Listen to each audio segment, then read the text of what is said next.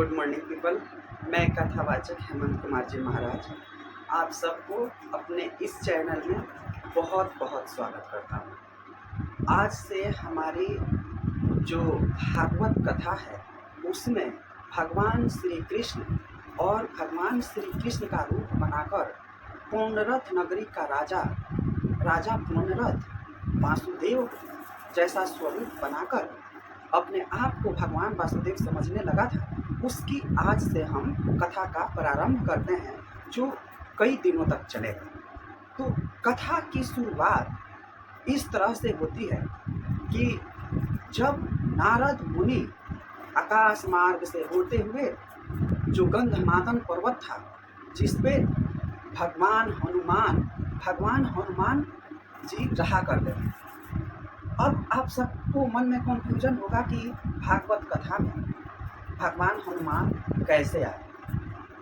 तो जैसा कि हम सब जानते हैं कि रामायण काल में जब भगवान श्री रामचंद्र जी समस्त अपने काम करके उनकी जो जिम्मेदारी थी उसको निभाकर जब वो स्वर्ग लोग जा रहे थे तब दो व्यक्तियों, एक जामवंत जी और एक भगवान हनुमान को कहा था कि तुम चिरकाल तक इस धरती पर रहोगे। उस तरह से ही हनुमान जी को यहाँ पे द्वापर युग में रहने का आशीर्वाद मिला था। तब हनुमान जी ने पूछा था कि हे प्रभु, आप तो जा रहे हैं तो आप द्वापर युग में मुझसे कब मिलेंगे। तब भगवान श्री रामचंद्र जी ने कहा था कि जब उचित समय आएगा तब हम द्वापर युग में तुमसे मिलेंगे। इस कथा में यहाँ से शुरुआत होती है। तो जैसा कि मैंने कहा कि नारद मुनि जो थे, नारद मुनि आकाश मार्ग से होते हुए वो द्वारिका जा रहे थे। तभी वो गंधमादन पर्वत पर हनुमान जी को देखा। हनुमान जी को देखकर वो प्रसन्न हुए और हनुमान जी तो हमेशा श्री राम जय राम की धुन में अपना हमेशा ही रहते थे। तब नारद मुनि ने कहा कि हे हनुमान, चलो मैं द्वारिका जा रहा हूँ, क्या तुम्हारे भगवान से मिलने का मन नहीं करता। एक और इसमें कितनी पवित्रता इस कथा में है, कितना जो एक गुरु शिष्य और प्रभु के प्रति जो एक प्यार है, जो मान सम्मान है, कितना बड़ा है। आप इसमें देखिए, जब भगवान श्री कृष्ण का जन्म हुआ था तो तीनों लोगों के देवी देवता सब उनके बाल रूप स्वरूप का देखने गए, परंतु एक व्यक्ति वो नहीं गया। वो कौन था? वो थे भगवान हनुमान जी को, क्योंकि भगवान ने ये आश्वासन दिया था कि उचित समय आएगा तो हम स्वयं ही तुम्हें दर्शन देंगे। तो इस मर्यादा को टूट ना जाए इसलिए हनुमान जी भगवान श्री कृष्ण से नहीं मिलने गए। जब नारद मुनि ने कहा कि हम जा रहे हैं द्वारिका, तुम भी चलो, तब भगवान ने यही कहा था, भगवान हनुमान जी ने यही कहा था कि नहीं, प्रभु ने हमसे कहा था कि हम जरूर मिलने आएंगे, या उचित समय होगा तो हम तुम्हें जरूर बुला लेंगे तुमसे मिलने के लिए। जब हनुमान जी की ये बातें नारद मुनि सुने तो बहुत आश्चर्यचकित हो गए और नारद मुनि ने कहा कि कुछ संदेश हो तो तुम कहो, जब मैं लौटूंगा तो गंधमादन पर्वत पर तुम्हें ये भगवान श्री कृष्ण की जो बातें हैं मैं तुम्हें बताते चला जाऊंगा।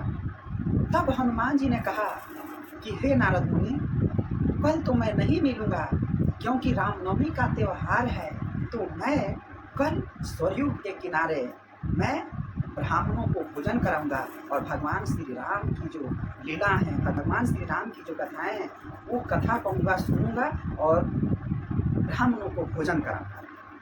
इस बात को सुनकर नारद मुनि बहुत प्रसन्न हुए और यह जो उनका कही हुई जो बातें थी, जो संदेश था, वो लेकर नारद मुनि स्वयं कहाँ चल दिए? द्वारिका चल दिए। और इधर माता रुक्मणी और भगवान श्री कृष्ण आपस में वार्तालाप कर रहे थे। तब तक भगवान की आज्ञा से जो नारद मुनि थे वहाँ पे उपस्थित हुए, क्योंकि तीनों लोकों में नारद मुनि को कहीं जाने से कोई रोक नहीं सकता था। इसलिए नारद मुनि बिना किसी के अनुमति के ही वो भगवान श्री कृष्ण और रुक्मणी जी के सामने प्रकट हुए। तब भगवान श्री कृष्ण ने नारद मुनि को सादर प्रणाम किया, रुक्मणी जी ने भी प्रणाम किया। और फिर इन दोनों ने नारद मुनि का हाल चाल पूछा और उनसे कहा कि हे नारद मुनि, तुम तो किसी विशेष आज्ञा से, तुम विशेष किसी सूचना के आ नहीं सकते, बताओ तुम्हारा क्या आदेश है, क्या आज्ञा है। तब नारद मुनि ने कहा कि आप तो अंतर्यामी है प्रभु, आपका एक भक्त है जिससे आप दर्शन नहीं दे रहे हैं और वो कई वर्षों से, कई युगों से आपकी तपस्या कर रहा है। उस भक्त की क्या कमी रह गई है जो आप उसको दर्शन नहीं दे रहे। नारद मुनि की ये बातें सुनकर भगवान श्री कृष्ण ने कहा कि तुम किस भक्त की बात कर रहे हो, भक्त तो हजारों है, मैं किस भक्त की बातें कहूँ। तब नारद मुनि ने कहा कि भगवान आप तो बहुत चतुर हैं, आप मेरे मुंह से कहलाए बिना नहीं रहिएगा, इसलिए लीजिए मैं कहता हूँ कि रामायण युग में, रामायण काल में, त्रेता युग में जब आप भगवान श्री राम थे, तब आपने हनुमान को ये आश्वासन दिया था कि हम द्वापर युग में तुम्हें दर्शन देंगे और तुम्हारा मनोकामना पूर्ण करेंगे। तो तब से लेकर आज तक गंधमादन पर्वत पर हनुमान आपकी तपस्या कर रहे हैं, पूजन कर रहे हैं, आप उसको दर्शन क्यों नहीं दे रहे। तब भगवान ने कहा कि हनुमान क्यों नहीं आ रहा है मुझसे। तब हनुमान जी का जो संदेश था कि आपने ही कहा था कि द्वापर युग में जब मुझे उचित लगेगा तब मैं तुम्हें बुलाकर दर्शन दूंगा, या मैं स्वतः ही तुम्हें दर्शन देने आ जाऊंगा। तब भगवान हनुमान की ये बातें सुनकर कहा कि इसमें कौन सी बड़ी बात है।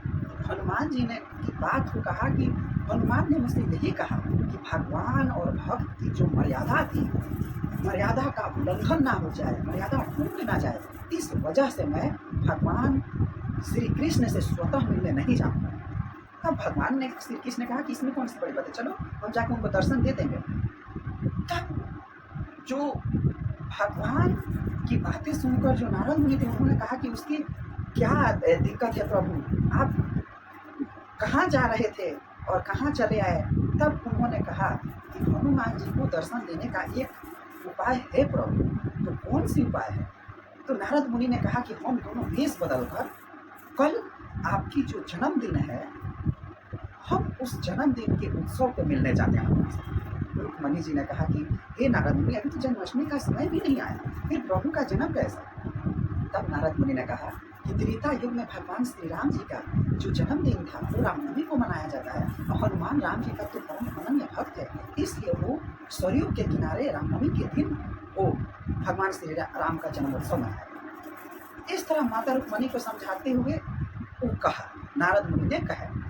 रुक्मणी जी के इस बात को सुनकर भगवान नारद जी की भगवान श्री कृष्ण बहुत मुस्कुराए और तब कहा कि हे नारद मुनि, अगर तुम कहते हो तो हम चलेंगे, परंतु जो मेरा भक्त हनुमान है वो मुझे पहचान लेगा। नारद मुनि ने कहा कि भगवान श्री कृष्ण आपको हनुमान नहीं पहचानेगा, उसकी इतनी दिव्य दृष्टि नहीं है, वो इतना भक्त ऐसा नहीं है जो आपको पहचान सके। इधर तो नारद मुनि को बहुत घमंड था और भगवान श्री कृष्ण चाहते थे कि नारद मुनि का जो अहंकार है ये टूटे।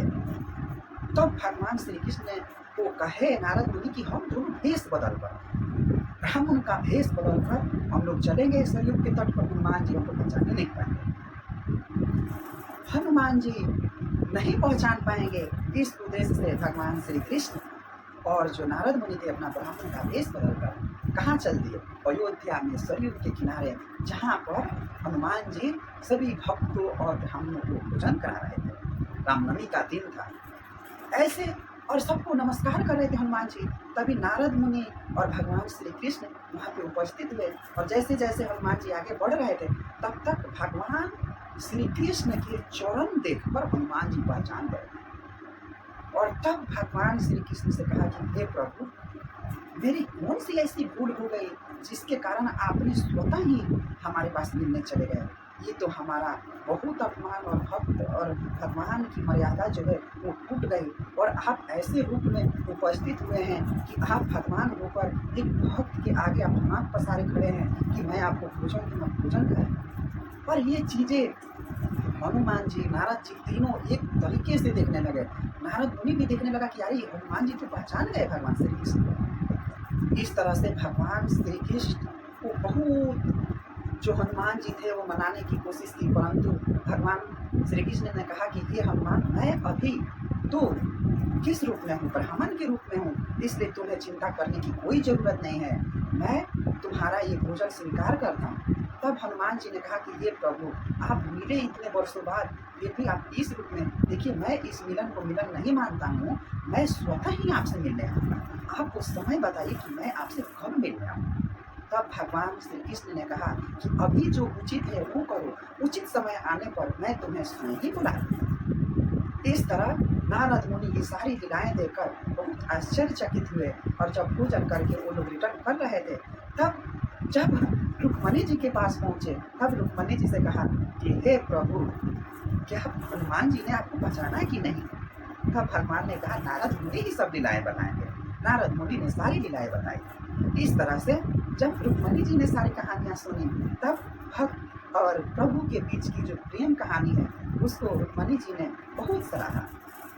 इस तरह से जो अहंकार थी नारद मुनि की, वो अहंकार चकनाचूर हो गया। नारद मुनि तो चले गए। तब रुक्मणी जी से भगवान ने कहा कि देखो रुक्मणी, नारद मुनि को बहुत अहंकार हो गया था कि मेरे जितना भक्त प्रभु का कोई नहीं है। इस तरह से जो नारद मुनि थे, उनकी ये कथा को सुनकर जो रुक्मणी जी वो बहुत आश्चर्यचकित थे। इस तरह से भगवान ने कहा कि अभी बहुत सारे लोगों का अहंकार खत्म करना है। तब रुक्मणी जी ने कहा कि बहुत सारे लोगों का, तो हाँ, हमारे में भी कोई है, जैसे हमारा शंख है, चक्र है, गदा है, ये लोग और भीम भैया हैं, बलदाऊ हैं, इन लोगों का भी अहंकार हमें नष्ट करना है। इस तरह से आज की जो हमारी कथा है, यहीं पे मैं इस कथा का विराम देता हूँ, और आगे की कथा मैं और किसी दिन लेके आऊँगा। आप सबने सुना मेरे को, इसलिए आप सबको बहुत बहुत धन्यवाद।